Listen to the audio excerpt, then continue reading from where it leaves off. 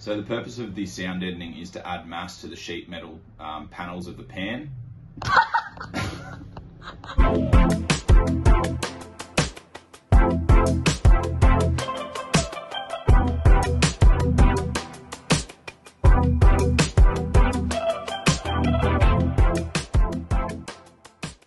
Day 6 on the van build. It's going to be a short one today. We've just got a few spare hours on a Sunday afternoon, and we're going to be putting the sound deadening in the van. So for this, we're using Car Builders Sound Deadening product. It's a butyl-based rubber sound deadener, and we're applying that to the sheet panels of the van. So the purpose of this is really to reduce the vibrations in the sheet metal. It's not intended to be like a full sound insulation. So keeping that in mind, we're not looking to get 100% coverage on our panels. We're just looking to cover the center of the panel and add mass to that. So once you've got the center of that panel covered, adding additional sound deadening is really not going to have that much effect. It's going to have diminishing returns. You're going to add extra cost and extra weight to the van as well.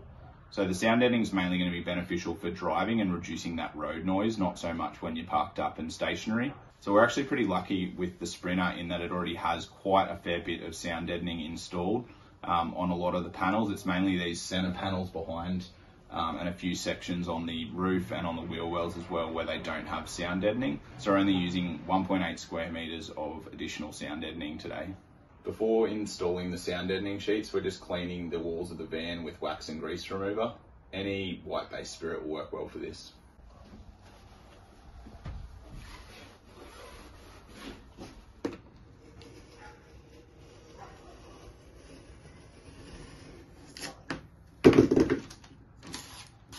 These sheets are quite easy to cut to size, as you saw. They've got a paper backing on them, which you pull off, and that's got the adhesive side. So basically pull that back, avoid touching the back of that so it doesn't lose its adhesion.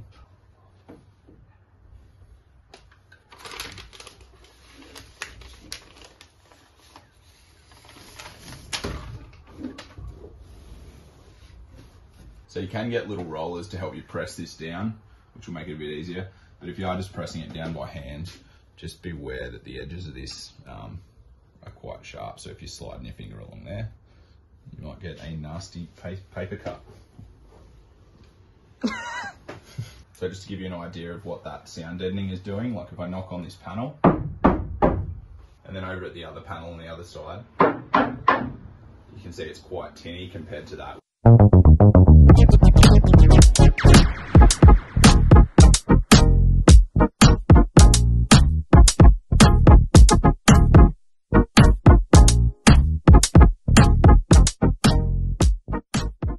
And that's a wrap on sound deadening. That was actually a really easy and quick job to do.